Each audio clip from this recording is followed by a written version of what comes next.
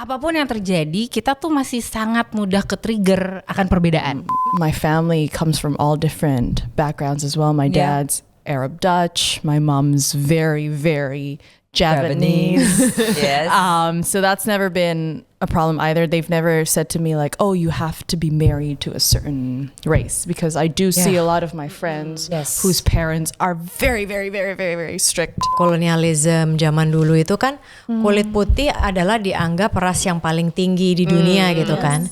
Jadi semakin gelap kulit kita tuh kayak ada anggapan atau bias yang berarti hargamu sebagai manusia itu tidak semahal kulit putih. Nah bias-bias kayak gini nih yang harus kita pikirkan kembali dan kita ubah. Hello viewers, welcome back to In Her View. Wow, it's been a long season this season, ladies. Has been. Beautiful talks. Exactly. We had the light and fun conversation that made us giddy, or those hard conversation that gave us an awakening.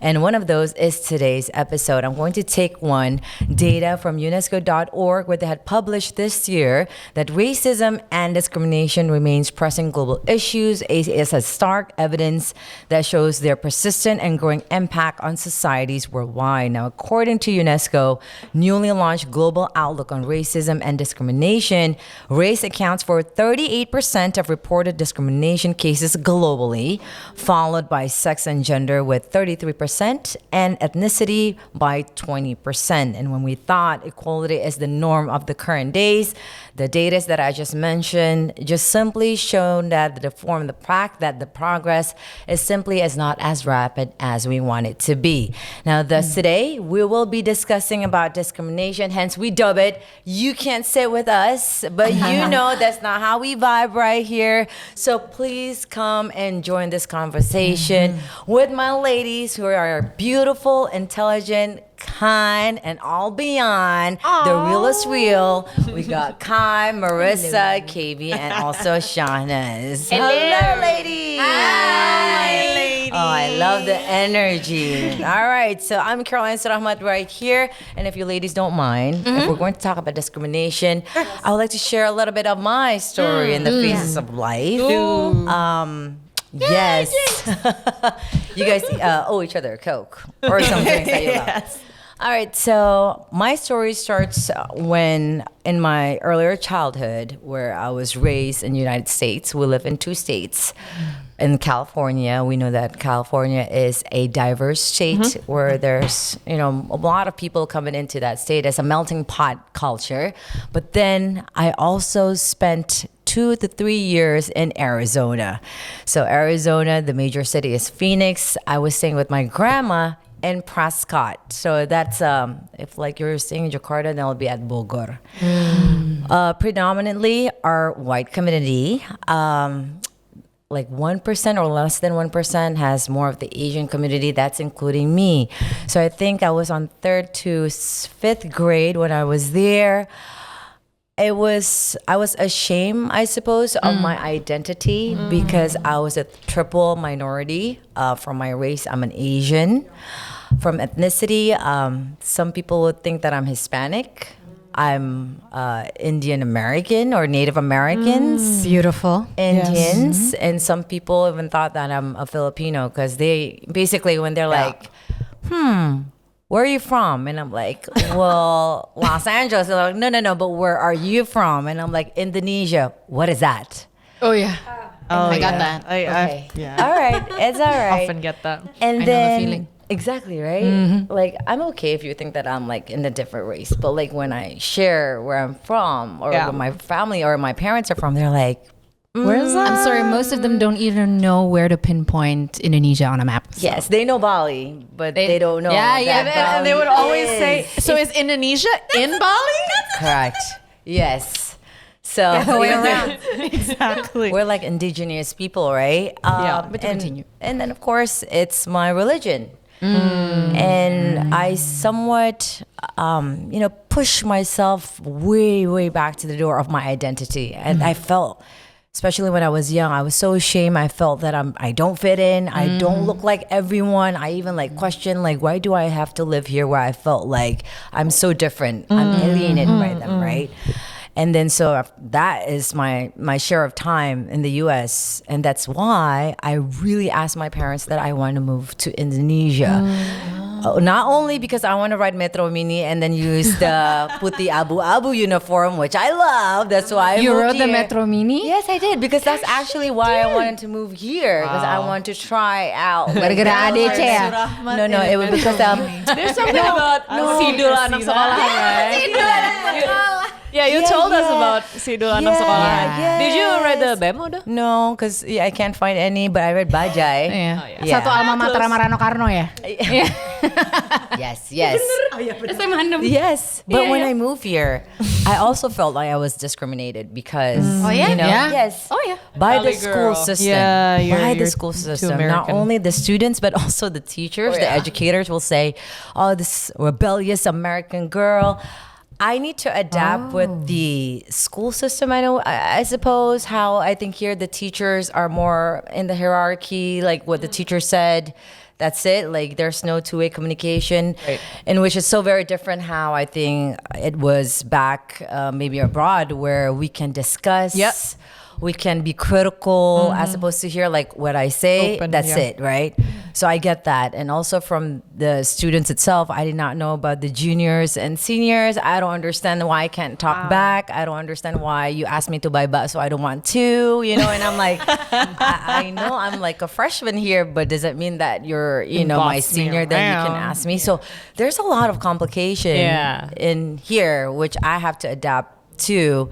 And then I guess until now, where people are still questioning, like, dude, you look so Indonesian, then why are you speaking in English, right? And I think I'm coming to a point right now where I don't need to explain myself anymore. But back then, girl. I'm like explaining, like, oh, well, because, you know, I spend my time here. And You're like, telling I'm your not whole life comfortable. story. Yeah. And now I'm like, well, it is what it is. And if you don't like it, then it's okay. I think I'm learning this from you, Marissa. It's okay. Let them. If you don't like it, it's fine. So now, ladies, I know you have a share of your stories also, whether, you know, facing racism or discrimination, whether it's here or abroad. Maybe let's start with you, Marissa. Wah, kalau misalnya ngomong tentang apa diskriminasi atau pembeda-bedaan gitu ya, pengalaman pertamaku adalah di dalam keluargaku sendiri.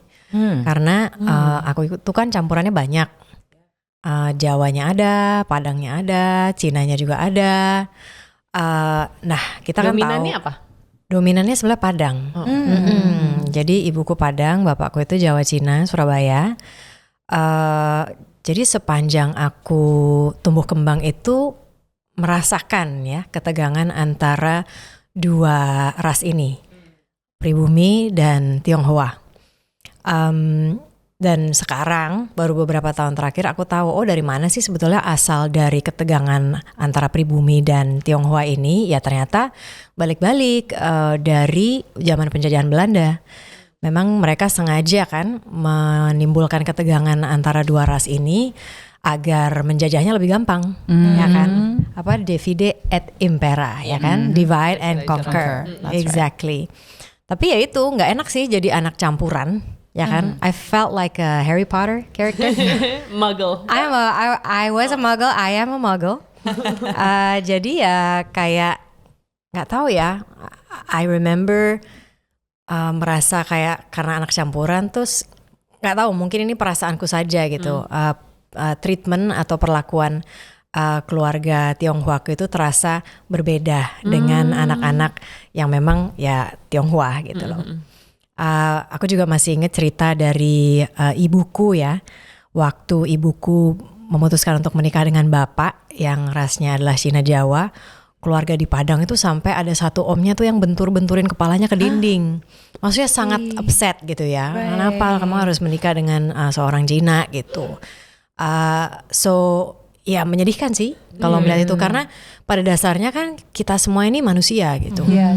Nggak peduli mungkin warna kulit kita berbeda, mungkin bahasa yang kita gunakan berbeda, tapi ketika kita langsung menuju esensi bahwa kita ini semuanya sama dan punya koleksi emosi yang sama.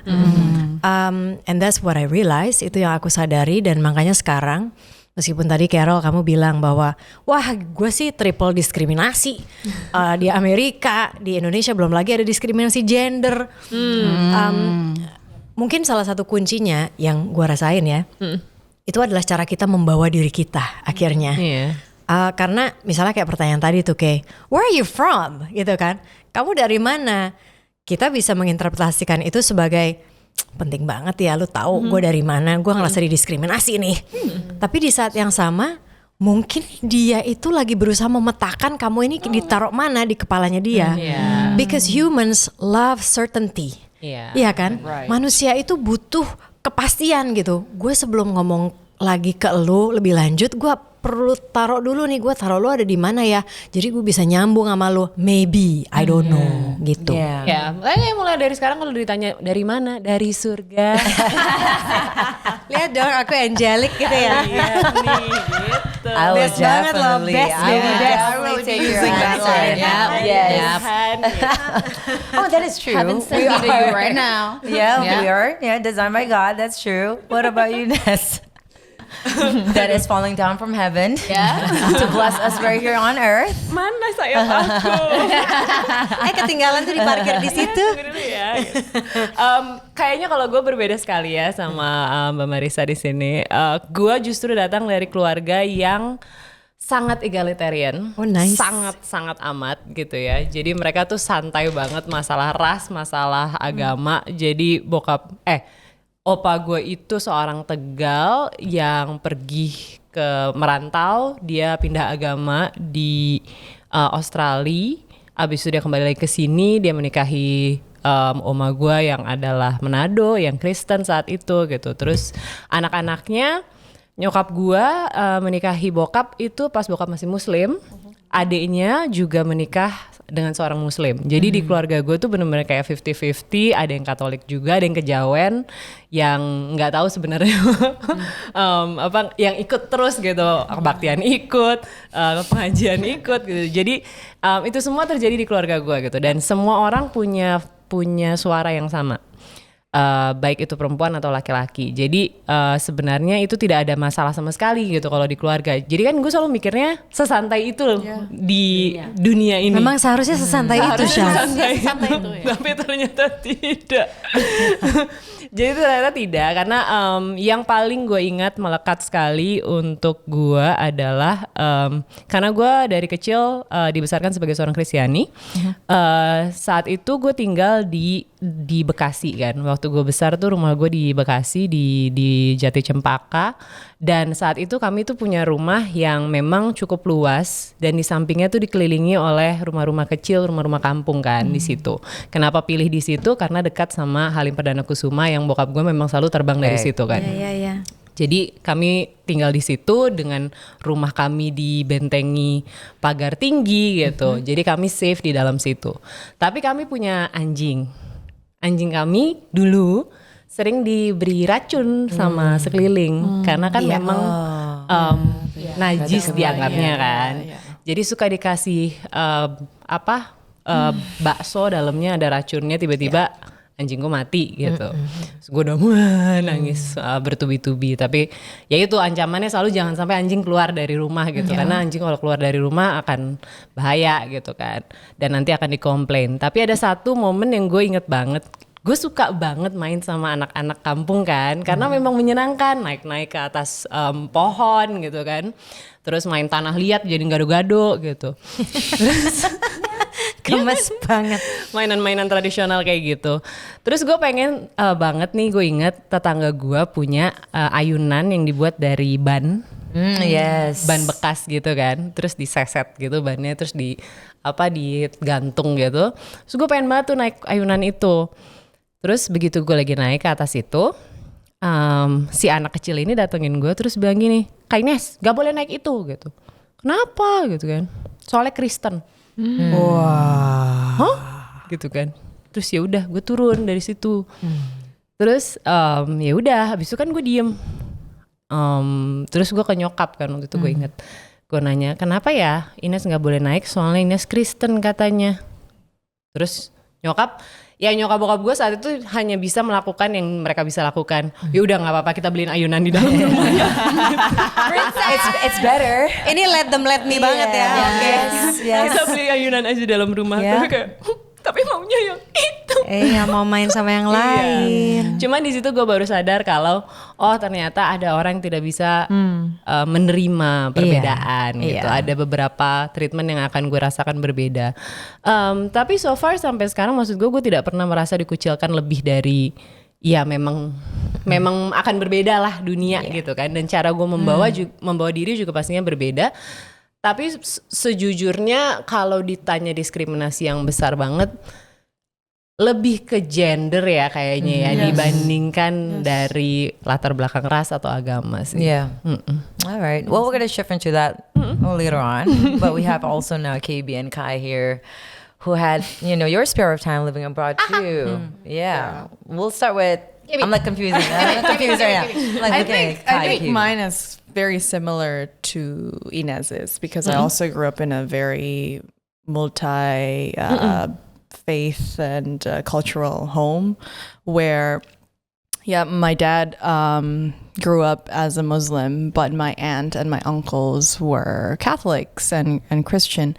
And the same with my mom's family as well. 50% of them are Muslims and the other 50 is Christian or Catholic, and they all always get together. Yeah, and then there's never been a problem. So religion hasn't been an issue with our family. And also my family comes from all different backgrounds as well. My dad's Arab Dutch. My mom's very, very Japanese. Yes. So that's never been a problem either. They've never said to me like, oh, you have to be married to a certain race, because I do see a lot of my friends whose parents are very, very, very, very, very strict about that.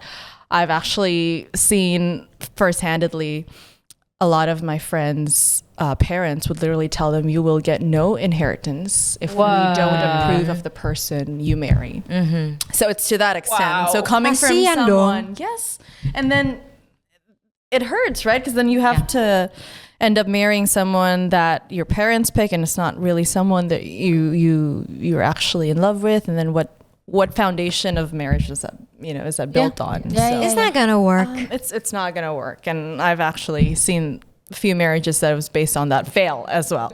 Right. So I consider myself very, very lucky, very blessed that has never been an issue. Religion, race, but my mom would only say, look, you can't expect everything to be as easy as your dad and I. It's very hard to put two different faiths and beliefs and values together. She's never forced it on me. She's always given me that choice. But as you get older, you start to weigh out the options and the circumstances, and that's when you start to know the choice that you pick is, okay, you know what? How strong are my values? How strong are my beliefs that I would pick the certain person? But even living abroad, I think I also got very, very lucky and blessed in that department as well, because I also grew up in a international school where people were all coming from different backgrounds, different ethnicities. So since I was in kindergarten, that's never been an issue. Going abroad to college, the community that I got involved in, that I poured my time and energy in, were also very welcoming. I went to Australia for school, so most of the people there know where Indonesia is. And speak the bahasa Indonesia too. Yes, and they actually teach bahasa Indonesia at school. So they were very welcoming to me as well. I think the only time I experienced discrimination because of race is when I went to the southern part of the United States. Menarik. South Carolina. It wasn't to an extreme where they would ask me questions or when it was just the looks that they gave me. Right. It's the microaggression. Kayak apa sih? Yes, it's like looksnya. I went to this bar, Marissa, in the middle of fuck down nowhere. Yeah. Where everyone was just, I was probably the only brown person there. Right. And so, and I made well, not a mistake, but like I made the bold move to go there on my own. Oh my gosh. It's like a lot of white older men like, where did this girl come from? Mexico? Like, Did she cross the border? Exactly. I thought she made it. Exactly. So I think in terms of racism, discrimination, that would be the extent that I've gone through. How did you deal with it? With the glare? It's like, yeah, can I help you, sir? They're Please always mind your feeling own that. business. Like, I wish I were that and they're sweet. like, I know. oh no, darling, no. No. It's like, okay. Yeah. Let me, you mind your own you business. stand up for yourself. Yes. They will what like, can they do? Yeah. You know, at the end of the day, if you have that confidence that, hey, it's okay, I may not look like you, but I'm Right. still human. So Yes. unless you actually have a real problem with me, then Yeah. And I'll speak your language. Yeah. exactly. Tapi ini tuh karena bias loh. Maksudnya kayak bias warna kulit gitu ya. Mungkin karena zaman imperialism dan juga kolonialism zaman dulu itu kan kulit putih adalah dianggap ras yang paling tinggi di dunia gitu kan. Jadi semakin gelap kulit kita tuh kayak ada anggapan atau bias yang berarti hargamu sebagai manusia itu tidak semahal kulit putih. Nah bias-bias kayak gini nih yang harus kita pikirkan kembali dan kita ubah. Benar. Apalagi untuk Gen Z dan Gen A ya, kayaknya mereka hidup di realita yang agak sedikit berbeda daripada kita. That's very true. Sudah Sekarang- saatnya. Sekarang mungkin membaik ya. Iya, betul. Tapi gue punya satu tips ya. Kalau lo diliatin orang sebenarnya apa yang harus lo lakukan? Apa? Kalau gue dari dulu kalau diliatin orang, Iya. gue liatin balik terus gue tunjuk. Terus gue diem aja. You don't want to do that in Dude, Europe. that's like a horror Yeah, like movie starting. You don't want to do Mereka that tuh with a takut skinhead. semua. Yeah, that's true though. Jadi gue kalau tiap kayak gue misalnya gue di kolam renang gitu ya, terus kayak gue ngeliat laki-laki lagi ngintipin gue diem, gue madep ke mereka terus gue gitu. Kalau di Indonesia masih bisa. Semuanya kabur loh. Oh itu kalau ada laki-laki mata keranjang kamu Semuanya gituin kabur ya. loh. Oke. So tilt down your Misogyny. head Yes. and that eye straight, and don't forget the pointers. Dia pasti kayak Yeah. bisa All right, dicoba ya. Kai, what about you? Wow. I think my story is similar to yours. But I don't get it. You know, I grew up with similar to you, feeling a minority outside and then feeling like a minority supposedly in my own home. Yeah. And yeah, so basically it's almost the same stories. Racial experiences, never do that when you are a tourist in Europe, never, especially if you're on the subway. What an incident, because they will look at you. Like you will walk, and even though sekarang itu udah semakin hal yang common ya, orang Asia, orang Indonesia bahkan gitu loh, semakin banyak di Eropa kalau dibandingin sama 10-20 tahun yang lalu. Yep. Tapi masih tetap gitu loh. It's like I had an experience like during the early 2000s, especially in the 90s when I was di SD. Mungkin gue tuh di waktu itu Berlin di tahun akhir 90-an tuh kan the Berlin Wall just crumbled. And you know, Europe just basically a historic moment gitu, baru, so the melting pot just started happening in Ini Europe. akhir 80-an berarti. 90-an, akhir 90-an. Berlin Wall crumbled in early 90s. Early 90s, yeah, early So 90s. efeknya tuh masih kerasa, ripple-nya sampai 10 tahunan lah. And I was there in 1995 di East Berlin, karena waktu itu kan KJRI masih di East Berlin. Sekarang udah KBRI pindah. Intinya I was the only, like there were only 2 Asian kids in the entire school. So you go to a of white- public school. I went to a public school. Okay. Because contrary to what people believe, anak PNS itu belum tentu semua yang bisa sekolah di international school. Oh, okay. So I've always went to public schools in Berlin, in Vienna I went to public school as well. Jadi gue memang nggak punya pilihan lain, harus langsung ketemu dengan kultur dan budaya mereka gitu. Yeah. Well, and early 2000s was much warmer, and Vienna is much more of a melting pot, so they're more used to having different kinds of people. But I still don't get people's obsession with differences, you know. Ya, kayak lo harus tahu banget ya gue tuh dari mana. Kayak lo harus tahu banget background gue. What difference is that going to make? Unless lo memang menggunakan informasi itu untuk sesuatu yang baik, gitu. Ya kan? Itu biasanya indikatornya kan dari ekspresi berarti ya. Betul. Maksudnya antara lu tuh dari mana sih gitu, mukanya gini atau wow, lu dari mana? Oh, Indonesia. Di mana itu? Wow, apa aja yang ada di Indonesia? Itu kan beda ya feel-nya. We didn't get that. It's the microaggressions. Apakah mungkin itu datang dari kayak, maksudnya kalau misalnya kita lihat Animal Kingdom kan kayak gitu ya? Maksudnya like what species are you? Iya, karena kan maksudnya harus beda-beda dalam satu teritori yang memang nggak kebanyakan seperti itu. I mean, mungkin itu itu natural instingnya orang kali ya sebagai manusia. I don't know. Nah kan pulangnya kan gue mestinya nggak termasuk minoritas ya. Thinking about it, but I still feel like a minority because I speak a completely different language. I speak in a different mindset and tone, dan itu selalu menjadi nggak tahu bahan ketawaan, bahan friction yang dijadiin sama orang sekitar gue. It's like, am I that unlikable just because I'm different? Jadi kayak gue dimanapun itu, my sense of identity, I just recently made peace. It's like, I am the way I am. If I speak Jaksel now, before there was ever a term for speaking. Kalau dulu tuh gado-gado. Dulu gado-gado. Iya kan? Kalau dulu anak-anak. Oke, gue butuh lunch gado-gado karena udah 2 kali gado-gado diomongin di sini.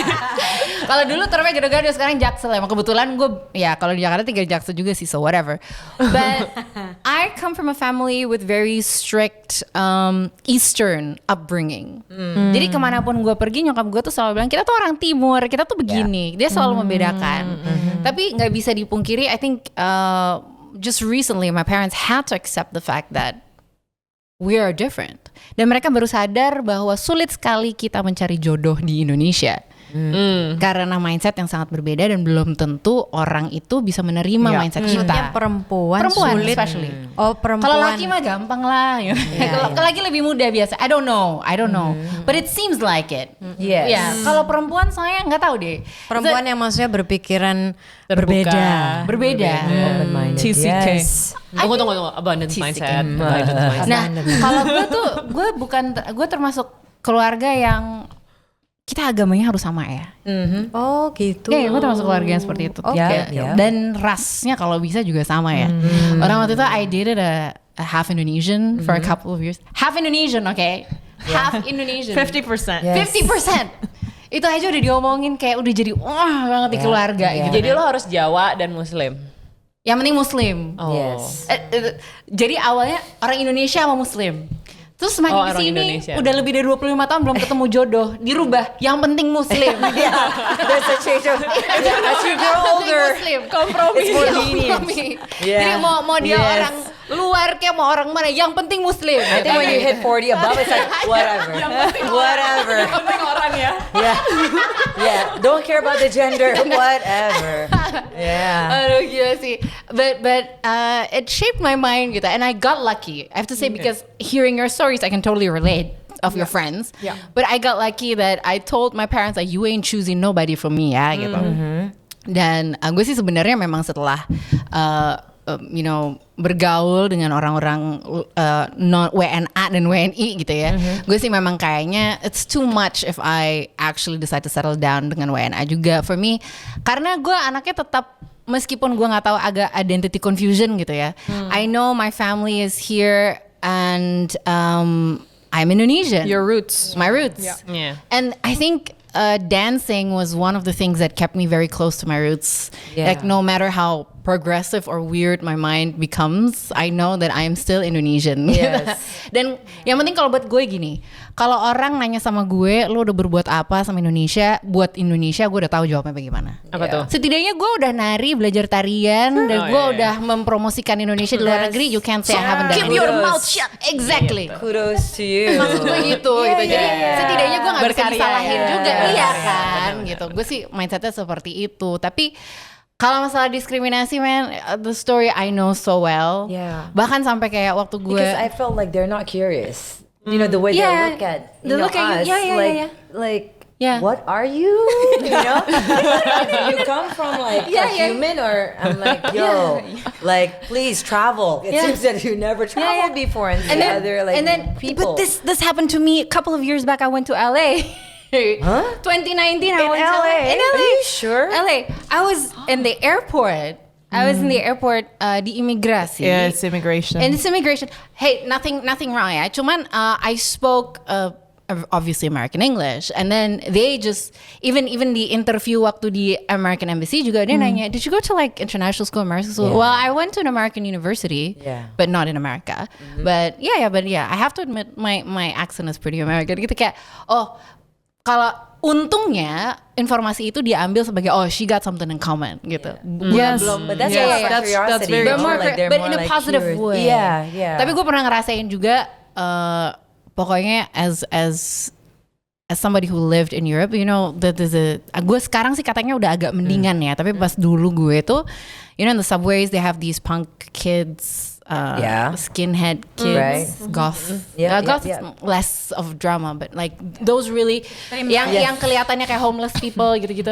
They're just hanging out there with their pit bulls and scary dogs. Skid rows, yes. Pit bulls. Itu gue pernah diikutin. Serem itu. Jadi dari dulu tuh, because they're neo-Nazis. Is it maybe because you're a woman or like? No, because my race. Oh, okay. All right. Kalau jujur perempuan, gender, gue pernah merasakan obviously, tapi buat gue it's the race part was so much more dominant and religion. Jadi kayak I mean, like coming back here when I was going to get married with my husband, there's family friend, his side was like, do you even know who she is? What's the bibit bebet bobot? I was like, what is that? Apa sih bibit bebet bobot? Aku juga nggak ngerti keturunan itu siapa, dari keluarga mana, and everything. Tapi makin tua makin paham sih kenapa filosofi itu ada. That's true. Yes. Oh, gimana Syaz maksudnya? Karena kan bibit bebet bobot tuh lo harus melihat tidak hanya, maksudnya ini yang di luar ras atau agama atau apapun ya, tapi dia datang dari keluarga seperti apa, keyakinan dia mungkin sama Tuhan, value hidupnya dia, makin paham kalau kenapa kita diajarkan itu ternyata biar align values-nya. Sepakat sih. And I felt at that time, since I didn't know, right? And then the connotation, it seems like, who are your parents? Why are you this American girl coming here? Is she ready to be in the part of the wifey organization? Like, you know, is she gonna adapt? And I was just like, I don't understand, even though let's say my family background is not as solid as maybe as theirs, but that doesn't define me who I am as a person, you know, like it doesn't. And I felt like you should not see that, okay, values, I understand if it's more off the faith, but if you define that person because maybe the parents doesn't have a good relationship or maybe from economically wise, that should not define who that person is, right? True, so I just felt that, and the double standards, I suppose, Ness, coming back to you were saying like the animal species, I feel like there we got these kind of aggression, but as opposed to, let's say, a foreigner coming to Indonesia that is so very welcome, like they're different, but you're like, again, itu kan efek dari imperialisme tadi. Malah enggak loh, malah sebaliknya. Really? Oh ya, Indonesia itu ada periode-periode di dalam sejarahnya ya karena kita dikolonisasi oleh Belanda selama hampir 4 abad. Itu ada anti asing. Benar. Iya, ada anti asing. Sampai sekarang itu masih terasa. Tapi kalau turis datang tetap asing. Because if you go to tourist destination, I felt like they would serve more. Karena itu beda. Itu bukan karena ras, itu karena uang yang mereka bawa. Karena we need your money. I actually have a story. There was this one time I tried to call a restaurant to make a booking. And I said it, I spoke to them in bahasa Indonesian. They're like, sorry, we're full. And then I was like, I'm going to try something. Ada meja nggak Bapak Ibu? And then I was like, oh, okay. 5 minutes later, I called back. I spoke English. They're like, "Oh yes, we have a table for you." Karena uang. And I just more that you have more of the privilege. Maybe right? I felt suppose. Maybe. Tapi money is discriminate people too. tentu. 100%. Tapi ngomongin apa yang tadi Marissa bilang, gue sebenarnya nulis di buku gue mengenai hal yang terjadi sama nyokap gue dan adiknya. Karena kan mereka tuh cukup fair skin ya. Di saat itu, dan itu kan pasca kemerdekaan tuh. Dia lahir tahun 51 yang artinya dia pas masuk SD gitu sekitar tahun 60-an. Jadi masih ada trauma dari para orang lokal terkait dengan memang nasionalisme yang sudah ditanamkan, nasionalisasi kembali itu. Jadi omanya nyokap gue itu adalah seorang Jerman ya, von Royce, gue lupa. Ya gitu deh, gue pusing udah berapa kali diceritain tapi gue agak-agak lupa. Intinya mereka dulu punya restoran besar di bilangan Menteng atau di mana ya gue lupa.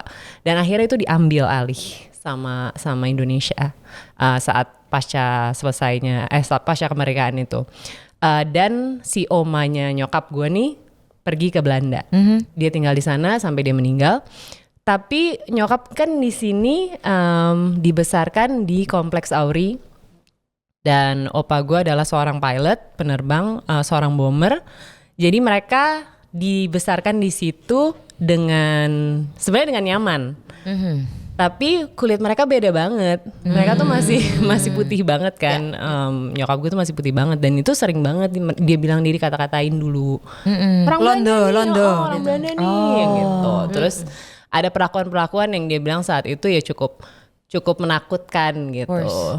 Jadi ya mungkin kalau masalah safety juga nggak sih? Kan? Karena mereka merasa terancam banget gitu sih. Tapi kalau gue I know that feeling. I remember 1998 where my dad, during those hard times, we told dad stay inside the house, and then there's this guy. I think he was like looting from somewhere, selling like a huge TV, like 65-inch for only like 2.5 million, and dad was like running. I'm gonna buy that. And then when he saw my dad, I was like, this guy. Of course, like in the city, my dad was Chinese at that time, so it was scary times. Me and my mom, we felt like we're okay, but it was for my dad and for my sister Karina at that time that's why they flew back home. Lah ibuku Padang asli, tapi kulitnya putih kayak mamanya Shaz. Jadi waktu dia kecil, ya kan, waktu tinggal di kampung di Surabaya. Kan dia kulitnya putih padahal Padang total. Dia lagi naik sepeda gitu kan, masih kecil tuh lulu. Terus tiba-tiba di belakang ada yang teriak Cina. Dia dianggap Cina gitu, langsung dia ngebut. But she wasn't even Chinese, she's not even Chinese. Tapi itulah ya, menyedihkannya ada segregasi antara pribumi dan non pribumi. Kondisi politik yang akhirnya semua orang harus menderita. Tapi kita jadi akhirnya imbasnya ke generasi kita sih. We're now in this generation where kita tuh kayak resilient. I was gonna say that. I want to say resilient, tapi tough skin. Tolerating is still very difficult. Tapi apakah toleransi atau acceptance sebetulnya? Nah, karena gini, kalau toleransi itu sebenarnya lo belum tentu udah accept. Nah itu. Iya kan itu. Ya, antara toleransi dan menerima itu sense-nya beda kan, Kai? Karena semakin kesini dunia semakin terbuka, semakin tidak ada border, semakin mestinya kita tidak perlu melihat perbedaan itu gitu. Iya kan, mestinya kan. Mestinya. Tetapi ya masih ada memang gitu. And it's very clear in the way we communicate. Gue pengen tahu kenapa lo bisa bilang gitu. Because a lot of people are still very triggered when seeing differences. Kalau melihat keseharian lo, apa yang membuat lo merasa seperti itu? Kayak kita masih harus ngomongin kekurangan cross generational, kita boxing gitu dan okay, we need to be sensitive, we need to learn that. Tapi ya ngerti kan kayak terus gue masih merasa ya itu the double standards when it comes to women, how women are being reported, or how you mention like the bare minimum that men do kayak gitu, or culturally masih ada juga kan, masih ada juga kayak misalnya okay, my husband is Padang Ambon, Riau Ambon, Padang Ambon kayak Sumatera Ambon lah gitu kan. Dan this is very ironic because I have a great aunt. I love you. She's like my favorite aunt. She's Surinamen Indonesian. The irony that comes from her telling me like, suami kamu orang timur ya. It's like, your husband is from the east. Yeah, So, no, it's just Timur surprising. Indonesia. Timur Indonesia. Ya Timur Indonesia bukan. Ya kita orang Timur ya. Tapi that's surprising gitu. Kadang-kadang yang kita pikir progresif tapi ternyata juga belum. So I become very cautious and these unconscious biases become very very important, bahwa ternyata apapun yang terjadi, kita tuh masih sangat mudah ke-trigger akan perbedaan. Mestinya Mestinya kita tuh soalnya ya, gue masih banyak ketemu orang yang seperti itu. Anak bayi, anak kecil itu tidak punya bias. Betul. Kalau kita secara ideal sebagai manusia dewasa bisa mengembalikan cara pandang seperti kita bayi atau masih toddler. Coba kamu lihat Mas. Iya. Mas itu kan nggak bisa lihat perbedaan kayak semuanya ya manusia gitu. Ya mungkin kenapa makanya gue tanya gitu, karena gue tidak melihat itu sekarang. Gue tuh nggak tahu ya, mungkin karena memang approach gue ke hidup sekarang gitu setiap hari ya, mungkin. Jadi gue tidak lagi melihat kalau misalnya gitu ada orang nanya ke gue, where are you from? I'm from Indonesia. Pasti gue jawabnya kayak, you don't know itu di mana? Ya udah sini kita buka bareng-bareng. Gue paling menjadi gitu kesempatan untuk mengajarkan bahkan. Karena maksudnya ya gue juga bepergian gitu, dan gue tuh merasa malah justru setiap kali mereka nanya, lo tuh nggak tahu apapun karena lo nggak pernah traveling. Gue ada di sini karena gue traveling. Dan gue tuh selalu bilang sama, maksudnya saudara-saudara gue di situ banyak yang menikah dengan orang asing kan, ada yang nikah sama orang Belanda, ada yang nikah sama orang Itali, dan akhirnya malah menurut gue justru sekarang gue merasa nyaman sekali ya, dan semuanya kan bisa diakses saat itu tuh.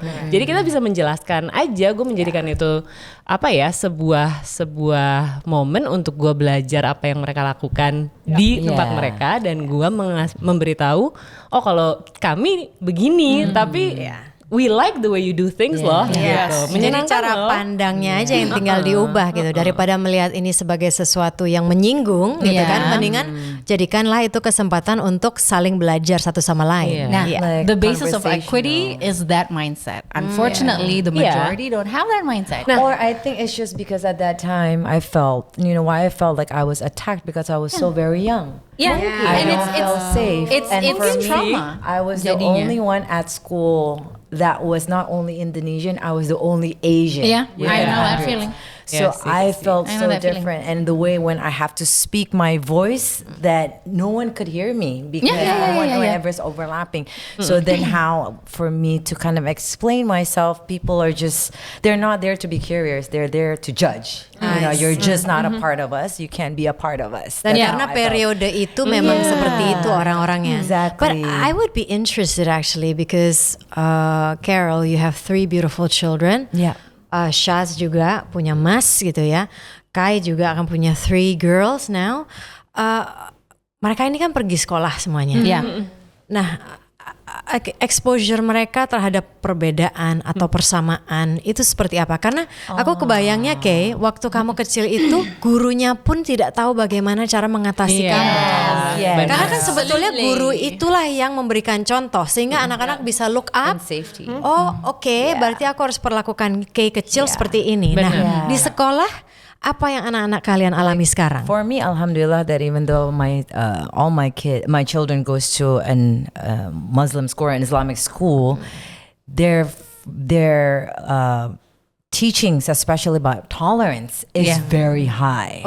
So they teach about people with different beliefs and different faiths, and how you have to respect them, how you have to help them, how for you to have these relationships. So I also pick schools, or I chose schools that have the same value as me, because I was a minority for the longest time. I need my children to also, to understand that even though you're living right now in a country where you become a part of the community, that's like majority community, but you have to be there to defend those people that is in the minority and needs your help and needs your voice. Not only for you just speaking out, but there has to be an action. That is what I always told my sons, and also, well, not yet Rashida, but like to my sons, to my sons, because they are going to be men, right? And they're going to be leaders, and they have to have that And mindset. Rashida is also going to be a leader. Rashida too. She gonna be girl boss. She's gonna be under my wing. Just like Wow. Yeah. But I think it's really important. Karena gue itu So my husband's family is very religious, right? And they speak a certain tune. They've never experienced what it feels like to be a minority because they are religiously a majority, race-wise a majority as well. Jadi mereka, gue melihat ya karena gue pernah jadi minoritas, gue kadang-kadang kalau berdiskusi sama suami tuh suka ada perbedaan tune, agak nabrak.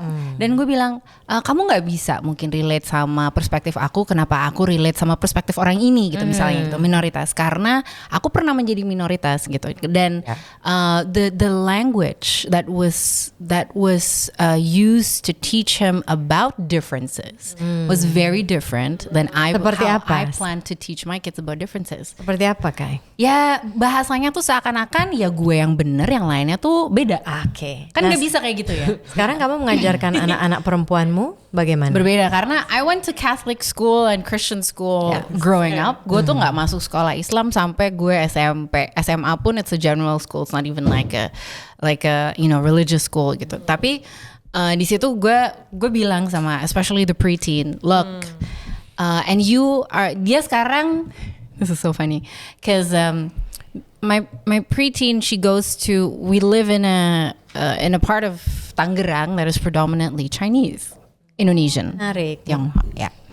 Dan dia di situ merasa kayak I can fit in because she's Chinese descendant. But that's okay gitu kan. It's like it's a good thing. It's like I went to school with a whole bunch of Chinese Indonesians too gitu kan. Jadi kayak gue juga pernah ngerasain gitu. She asked me about kenapa ya perbedaan gini-gini. But I think it's also, I remember you mentioned yesterday that Mas Echa likes to bring the boys to his work.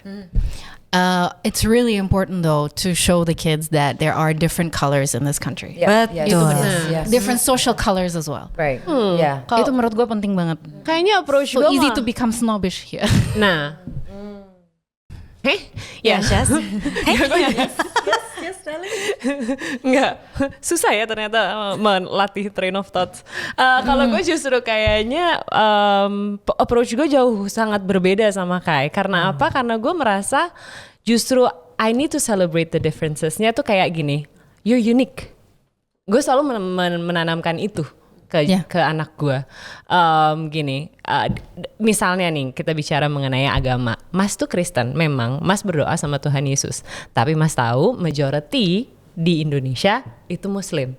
Kita berbeda gitu. Dan itu nggak apa-apa. That's your uniqueness gitu. Dan jadi apapun yang gue tuh selalu melihatnya apa ya?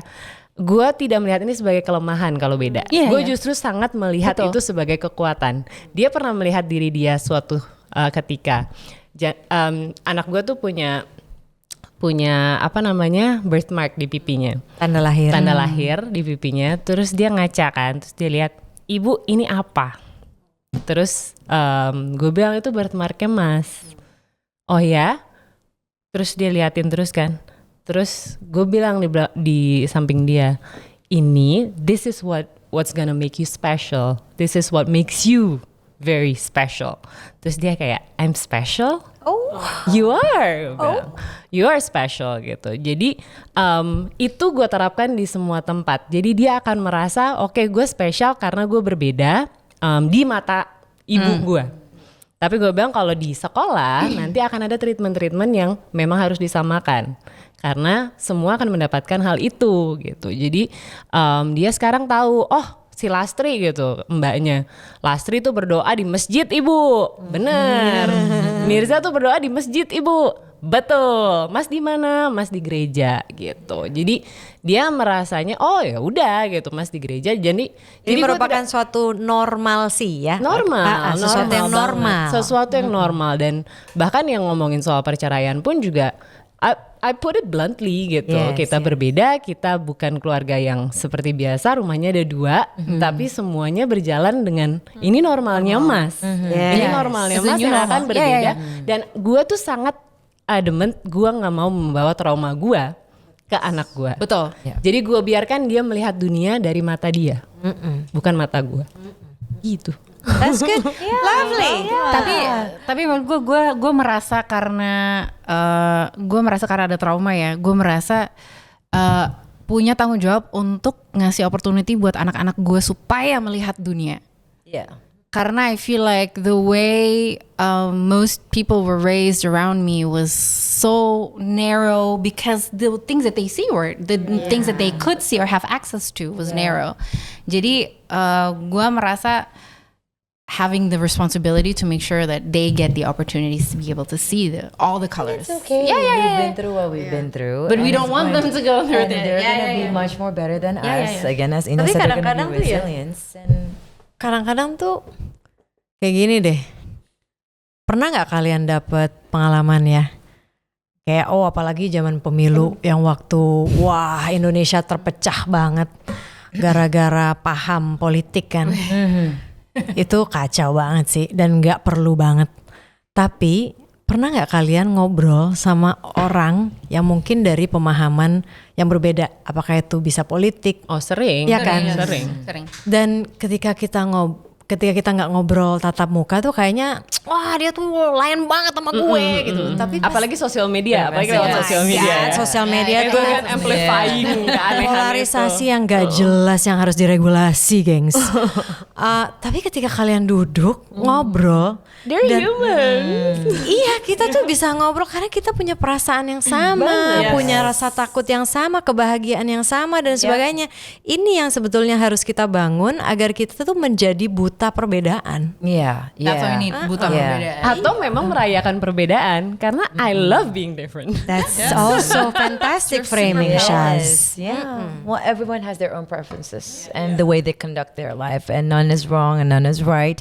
What works for you works for you. Now, I think also Shahnaz and also Marissa mentioning about gender discrimination, and undoubtedly we're still facing that, especially between men and women. The misogyny is still there. If we're going to talk about the political issue, I think this one is really heightened, especially during the US presidential election that we know Kamala Harris, then the VP, was running for the presidency seat. During the time, I think the campaign was not more attacking or discussing of her agendas, right? Or her regulation, but more of her as the first woman with different backgrounds, ethnicity. Even then, the now Vice President J.D. Vance was saying that she was a cat lady because she doesn't have any she doesn't have any children, and she likes cats. And like, So I'm a cat lady, JD. I was about to say, I like dogs better than humans. I know. And it's just, these are some sort of, like, we're still seeing this, even in the political realm, right? And then maybe today. Tapi Indonesia pernah punya presiden perempuan. Exactly. And now we're represented by 5 female ministers, who are qualified and also adequate to be in that position. But I've also heard some stories. Please do share what you know also if you heard some. But I felt like still right here in this day and age where, especially with successful women, men can still felt not only threatened, but like questioning, why does she get that position? Okay, she got that position because of her achievement, of her qualification. Because of her cleavage. That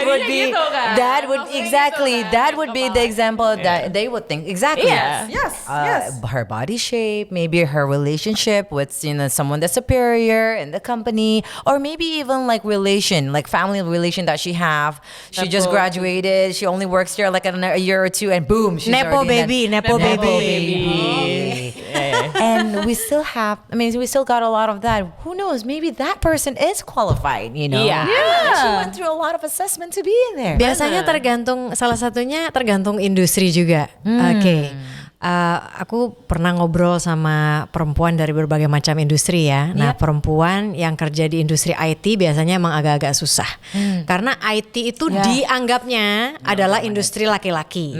Jadi kalau misalnya punya perempuan yang di posisi tinggi IT itu udah perjuangan luar biasa sebetulnya. Dan itu ada by the way di Indonesia. Terus tech ya, women in tech.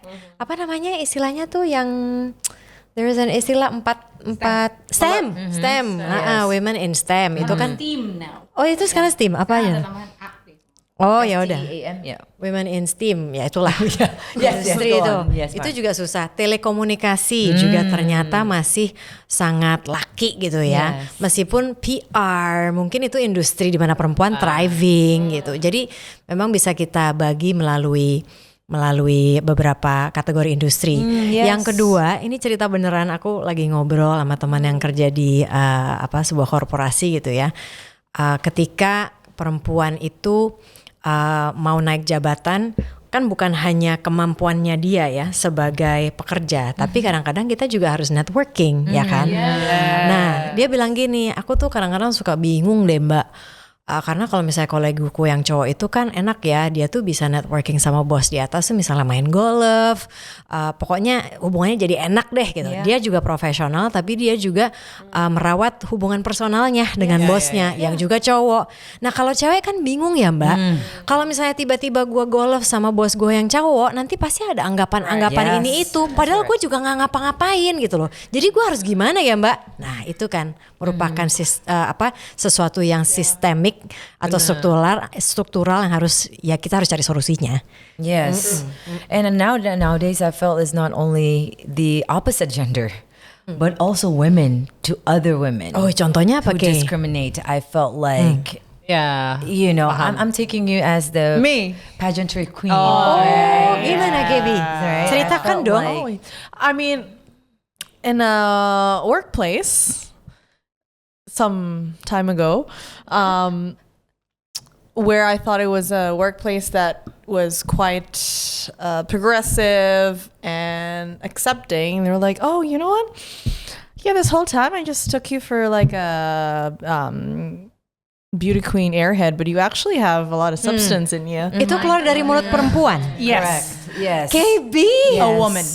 Yes. And I was like, yeah. "Thanks." Yeah. Like I proved you Right. wrong. Great. That means you're pretty. So I was like, thank you. You just called me pretty and smart in the same sentence. So I'm just like taking it backwards, right? I mean, I don't let things like that affect me. If anything, it's like, Yes. so I did prove you wrong. Yeah. But it's just it sad just to goes to see, show no? that, oh wow, you're still having that mindset. Right. Ada bias itu. Yes. Kalau misalnya masuk apa namanya? Miss Pageantry itu dianggapnya nggak punya intelijensia gitu. It's not as Kasian. easy as just Itu dia. you know standing up there and posing like people think we do all day. You know, Yeah. it Dan- actually takes a lot of brains. Benar, dan I guess at the end of the day lo fighting discriminations dengan apa? Maaf ya rambut gue nyangkut di semua tempat. Akhirnya dengan apa? Dengan action, dengan showing your true self, integrity gitu. Yes. Karena ya apa yang terjadi sama KB juga gue rasa terjadi di gue waktu dulu gue memulai karir ya. Gue dianggap sebagai perempuan kosong yang emang dia bisa mikir ya, bukannya dia gadis. Because you're from modeling world. Jadi kalau cantik ada anggapan otaknya kosong gitu. Yes. Waduh, harus kita perbaiki itu. Ya, tapi ya udah, maksudnya Kalau jelek juga nggak dilirik kok. at the end of the day juga mereka menyadari kalau mereka salah. Yes, Dan yes. apa yang kita lakukan, kita ngasih tahu lewat actions kan. Yes. Silence is gold. Kayak Yes. maksudnya be the anomaly gitu. Yeah. Jangan kita malah ya gue dianggap begini. Ya nggak apa-apa, prove them wrong. Yeah. Every day. But I just felt sad that women nowadays, and if it's still going right now, I believe that we women should support each other, right? We've seen women in a platform of success. We should celebrate her. You know, we should be aspire to be her as opposed to trying to belittle her because probably you're not in the same position as her right now. I mean, these kind of energy is what we should put on, right? And I believe like one of the examples, I am saying that I am still guilty at times when I see like a motorcycle because you wear a helmet, right? And like if they're not riding right, and I'm like, this is like, and must be a girl driver. This must be. But that assumption, I have to reflect on myself. It has to start from me if I want to Bener. change. Bener. It has to start from me. Like these Bener. assumptions, these biases. Bener. This needs to change. Ya, mungkin salah satunya adalah ketika sudah menyadari, emang sih rada PR ya, jadi manusia tuh tanya, ini kenapa ya gue punya bias kayak gini ya? Datangnya dari mana ya? PR jadi manusia kok, coba jadi ulat bulu. Jadi ulat bulu. Ya tapi I really do believe there is an entire industry that is based on teaching people or teaching corporations now to be inclusive. Gitu. Itu penting karena akhirnya sebenarnya kalau kita ngomongin diskriminasi kan ada yang diuntungkan ya dari betul. ke insecurity-an kita, ada produk-produk lah di belakang itu untuk menyupport gitu, pelangsing tubuh kah atau apakah gitu kan, maksudnya itu semua kan sebenarnya itu adalah politiknya sebenarnya di situ membuat kita merasa kurang, gitu. Jadi diskriminasi digunakan sebagai alat kapitalisasi ya. Sebenarnya ketika kita sudah konten, kita tidak perlu lagi untuk melakukan hal itu. Jadi sebenarnya kuncinya adalah contentment ya. Karena menurut gue, once you even realize your biases, then you have to work. Karena biasanya biases come from either conditioning or trauma, right? So something interesting. Gue melihat dari dunia olahraga nih ya, karena kan gue berkecimpung di dunia olahraga. Gue tuh sebagai perempuan tuh sulit banget untuk bisa dapetin budget. Okay. Yeah. Karena because you're nggak untuk perempuan. For the female athlete. Karena industri olahraga udah gue olahraga minoritas, tapi lucunya kalau rugby luckily secara internasional tuh perihal inclusivity sangat progresif ya. Like we have women leadership programs, we have like mentorship programs yang we women thrive off the international affiliations much more than actual national, karena sulit banget gitu untuk perempuan gitu. Udah kita tuh kayak dipandang kalau badminton ya, makanya kayak gue bilang kayak soccer aja tuh, sepak bola gitu. Untuk bisa perempuan-perempuan itu dapat coach yang sangat luar biasa, ada yang mau spending budget on them tuh gue tepuk tangan sih. Karena itu achievement yang sangat luar biasa. But it is progressing nowadays though. Like IBL, like basketball. Women don't actually have a league like. Actually NBA, like the women's NBA right now is thriving. Exactly. Because of Caitlin Clark. Tapi itu di Amerika Serikat, kalau di Indonesia maksudnya kan. Tapi do you know how long it took for them to get there? How much they needed to fight to actually be able to give that space gitu. But I think we just have to accept it, no? Because then if you fight on it all the time, then we just can't move on. That's not true. That's not true. Kalau gue melihatnya, karena gue berada di situ gitu. You have to fight because even gue sebagai atlet rugby yang kelewatan dapat privilege itu, gue masih berkecimpungan di situ supaya adik-adik gue, anak gue nanti kalau dia mau jadi atlet ada wadahnya. Kalau bukan gue yang lanjutin, siapa lagi? No, gitu. what I meant, don't fight on, like just accept it what it is. Like Ina said, show it by action that you were playing. I mean, these you were speaking about the NBAs, but now it's thriving throughout, even Indonesia, Marissa.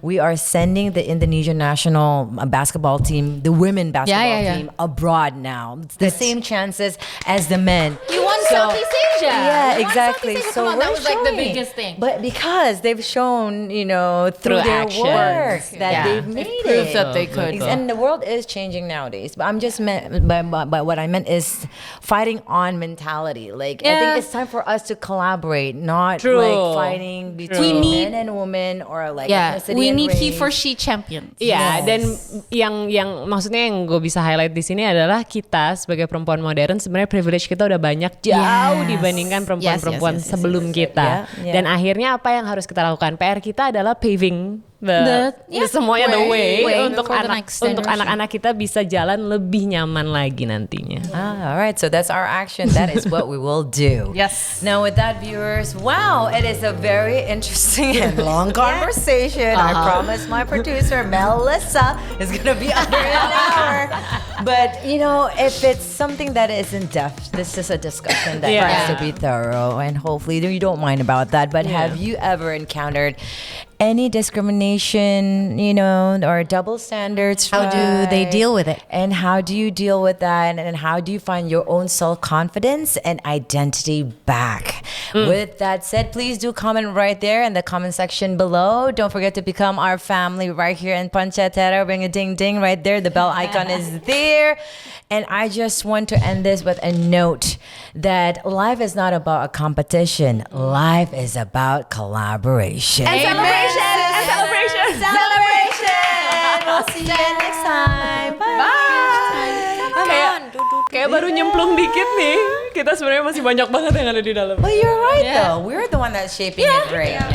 And our Dan angkatan kita tuh yang angkatan kita yang but memang I'm like tired of fighting with like kita harus okay, like can we just collaborate? Okay. Season 2 is here. Told from the lens of women for everyone. through heart, humor, and different perspectives. For curiosity, connection, and quiet courage. Join us on YouTube, Instagram, Spotify, X, and TikTok for more magic within the episodes.